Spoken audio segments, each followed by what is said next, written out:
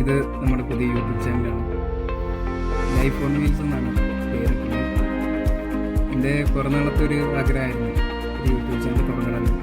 അപ്പോഴാണ് അതിനൊരു സന്ദർഭം കിട്ടിയത്. അപ്പോൾ എന്നെ പരിചയപ്പെടുത്താം. എൻ്റെ പേര് യദുകൃഷ്ണൻ, നാട്ടിലെ മലപ്പുറത്ത്, വീടും സ്ഥലമൊക്കെ ഗൂഡല്ലൂർ, ഊട്ടി ഗൂഡല്ലൂരാണ്. കേരള, തമിഴ്നാട്, കർണാടക ബോർഡറാണ്. ഞാൻ നാട്ടിലൊരു ലോറി ഡ്രൈവറാണ്.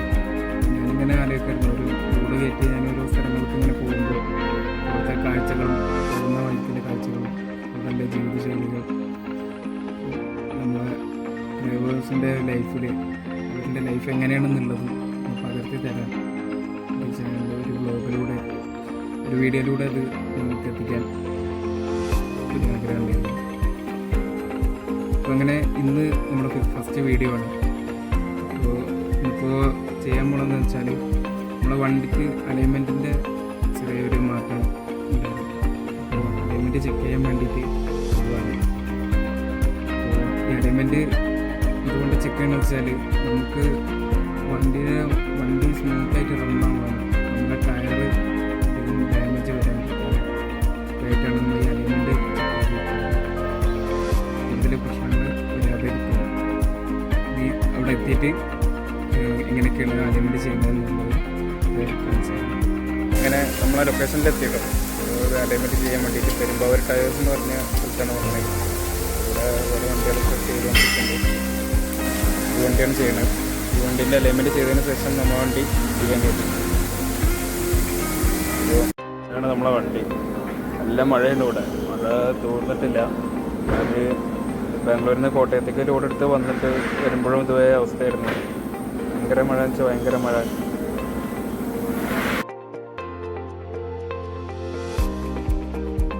വണ്ടി റാമ കയറ്റി വണ്ടി റാമ കെട്ടിയതിന് ശേഷം അവർ വന്ന് വണ്ടി എല്ലാം അലൈൻ ചെയ്യാനുള്ള സാധനങ്ങളൊക്കെ നോക്കിപ്പോയി. പിന്നെ ഓരോ മെഷീൻസ് കൊടുത്തിട്ട് ടയറൊക്കെ സ്വന്തമായി കഴിഞ്ഞിട്ടുണ്ട്. അപ്പോൾ ഇതാണ് നമ്മൾ അലൈൻമെൻറ്റ് ചെയ്യുന്ന മെഷീൻ. ഇതിൽ നമുക്ക് ശരി അറിയും നമ്മൾ വീടിന് എവിടെയൊക്കെ പ്രശ്നം, ഏത് ഭാഗത്താണ് നമുക്കുണ്ട് ഒരു വാർണിംഗ് ആയിട്ട് ഇങ്ങനെ കാണിച്ചു തരും. ഇതാണ് നമ്മൾ പുതുതായിട്ട് വാങ്ങിച്ചിട്ട ടയർ. അപ്പോൾ ഈ 2 ടയർ നമുക്ക് ഫ്രണ്ടിലേക്ക് ഇടണം. ഫ്രണ്ടിലത്തെ ടയർ ഈ ഡമ്മി വരുമായിരുന്നു. അപ്പോൾ ഇതിൻ്റെ തേയ്മാനം കൂടുതലായതുകൊണ്ട് നമുക്ക് അത് ചേഞ്ച് ചെയ്തിട്ടില്ലെങ്കിൽ നമ്മൾ ടയർ പോകും.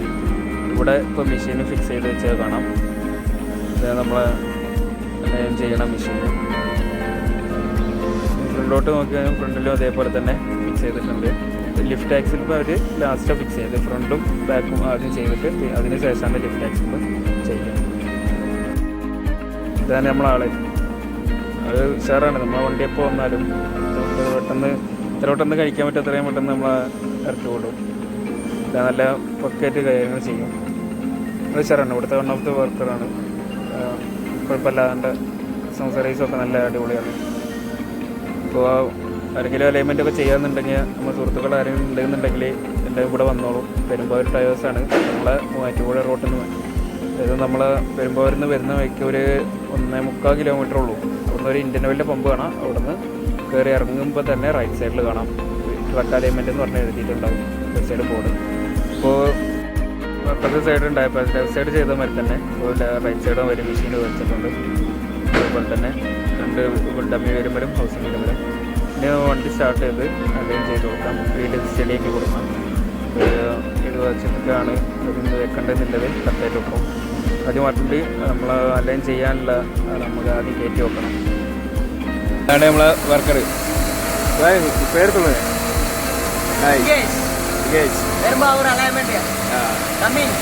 നമ്മളാളാണ്. നമ്മൾ സ്ഥിരം മുന്നേ ചെയ്യണതാണ്. അപ്പോൾ പുള്ളിയൊക്കെ നമ്മൾ എപ്പോഴും കൂടെ പറഞ്ഞത് വണ്ടിയിൽ നിന്ന് ഇറങ്ങി ഇപ്പോൾ ആൾ കയറുന്നുണ്ട്. ആൾ കയറി അതിന് കറക്റ്റായിട്ടുള്ള രീതിയിൽ അവൻ തിരിച്ച് ഏത് ഭാഗത്തേക്കാണ് വെക്കേണ്ടതെന്നില്ല അലൈൻ ചെയ്യാൻ ഫസ്റ്റ് സൈഡാണെന്നുള്ളത് നോക്കുന്നുണ്ട്. ഇപ്പോൾ ഫ്രണ്ട് ആക്സിലുമാണ് നമുക്ക് അധികം അലൈൻ പറ്റി തെറ്റിയണത്.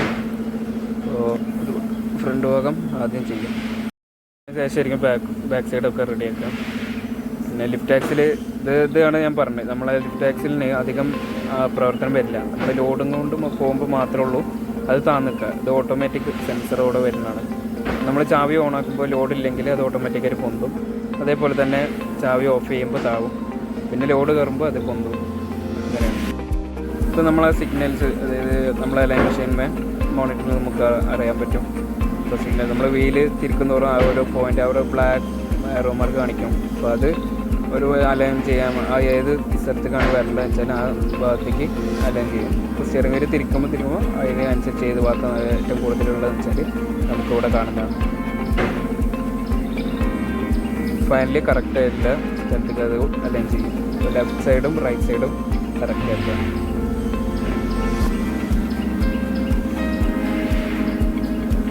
ഇപ്പോൾ ഏകദേശം നമ്മൾ വീല് ക്ലിയറായി. രണ്ട് സൈഡും ഓക്കെ ആയിട്ടുണ്ട്. ഇനിമേതാ അറിയില്ല,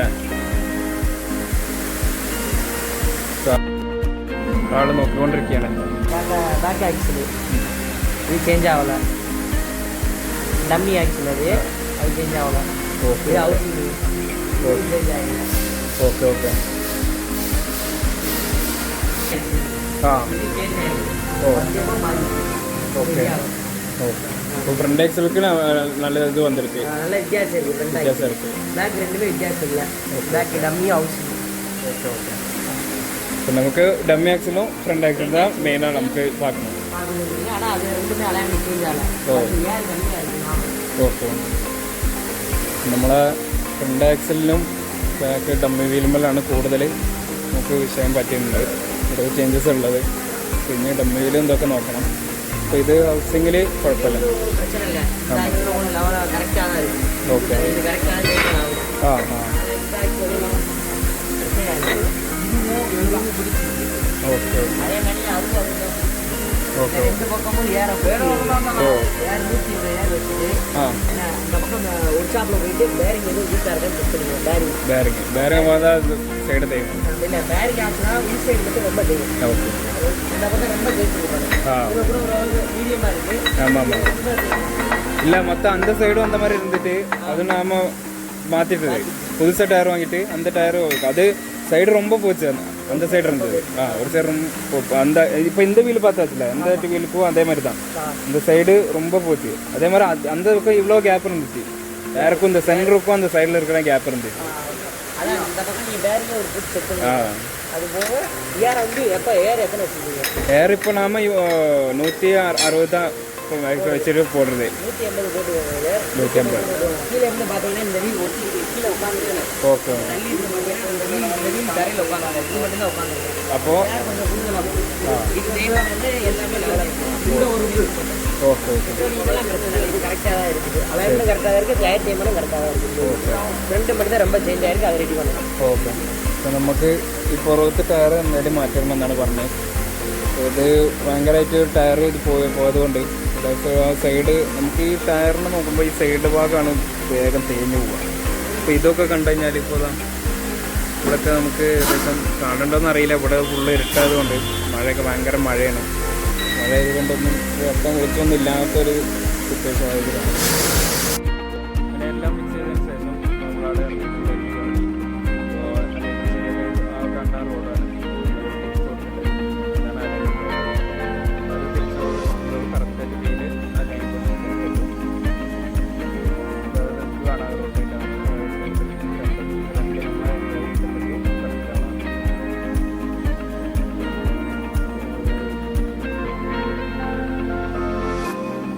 നോക്കുമ്പോഴാണ് നമുക്കൊരു കാര്യം അറിയാൻ പറ്റിയത്. ഈ റോഡ് ചെറുതായിട്ട് ബ്ലെൻഡ് ആയിട്ടുണ്ട്.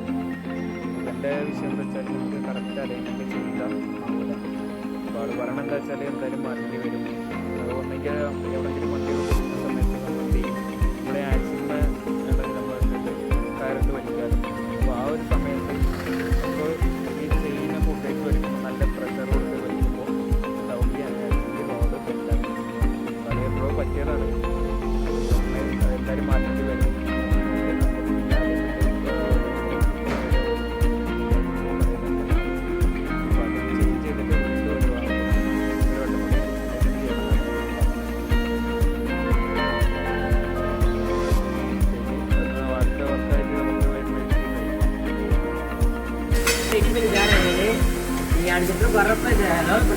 ஹைட்ராலிக் ப்ரெஷரில் போட்டு ப்ரெஷ் பண்ணாலே போதும். ஹைட்ராலிக் ப்ரெஷர் ஹைட்ராலிக் ப்ரெஷரில் வச்சு ப்ரெஷ் பண்ணிடுவாங்க.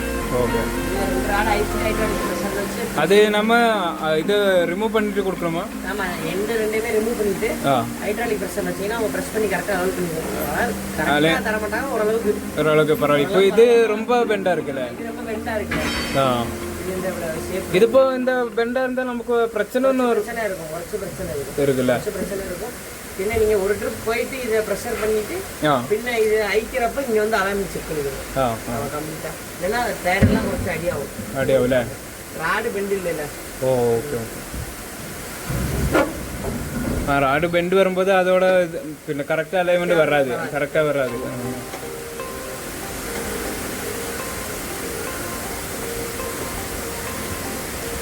ഇതിങ്ങനെ തിരിച്ചു കൊടുക്കുകയാണ് ചെയ്യാം. ഇത് നമ്മളിങ്ങനെ തിരിച്ചു കൊടുക്കുകയാണ് ചെയ്യേണ്ടത്. തിരിച്ചു കൊടുക്കുമ്പോൾ നമുക്കത് കറക്റ്റായിട്ട് എലമെൻറ്റ് കൂടെ ഇങ്ങനെ തിരിഞ്ഞ് വരുന്നത് കാണാൻ വേണ്ടി. നമ്മളവിടെ തിരിച്ചു കൊടുക്കുമ്പോൾ എന്താവും, ഈ ഡിസ്പ്ലേയിൽ ഇങ്ങനെ ചേഞ്ച് ആയിക്കൊണ്ട് വരും. അവിടെ നമുക്കൊരു ആരോ മാർക്ക്, ബ്ലാക്ക് കളറിൽ ഒരു ആരോ മാർക്കാണ്. അപ്പോൾ അത് നമുക്ക് ആ താഴെ ചുമപ്പ് നിറത്തിൽ കാണുന്നത് നമുക്ക് ആ മേലുള്ള പച്ച നിറത്തിൽ കാണും. അപ്പോഴാണ് നമുക്ക് കറക്റ്റ് അലൈൻ ആയിട്ടുണ്ട്, വീല് കറക്റ്റ് അലൈൻമെൻറ്റാണ് നിൽക്കണം എന്നുള്ളത് ശരിയാ. അപ്പോൾ അവൾ തിരിച്ചുകൊണ്ടിരിക്കുകയാണ്.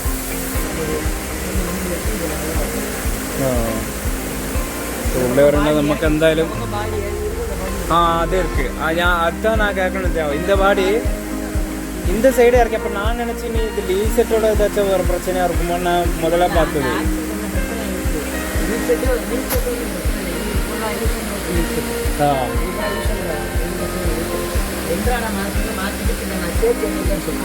எப்படி?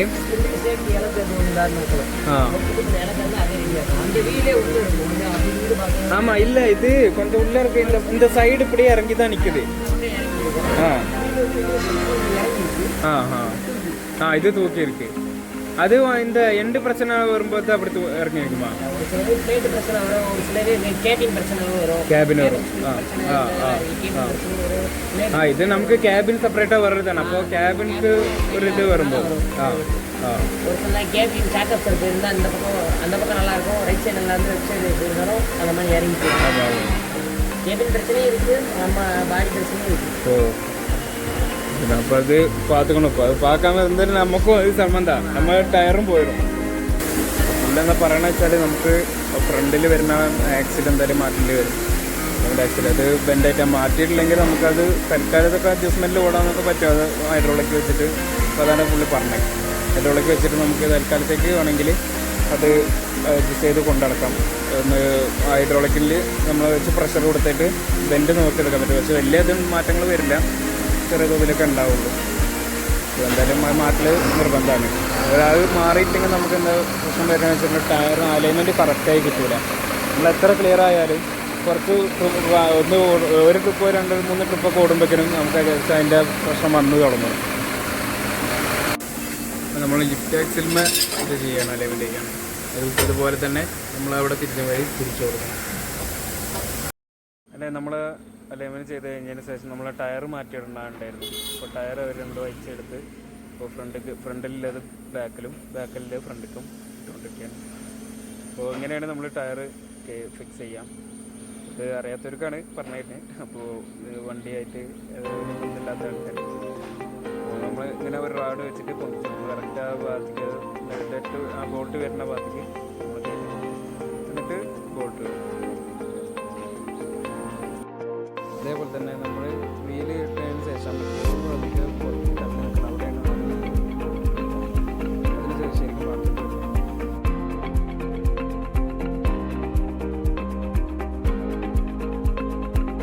അങ്ങനെ നമ്മളെ ബോൾട്ടുകളൊക്കെ ഇട്ട് കഴിഞ്ഞ് ഈ നമ്മളെ മെഷീൻ കൊണ്ട് രണ്ടും കൂടി ടൈറ്റ് ആക്കും.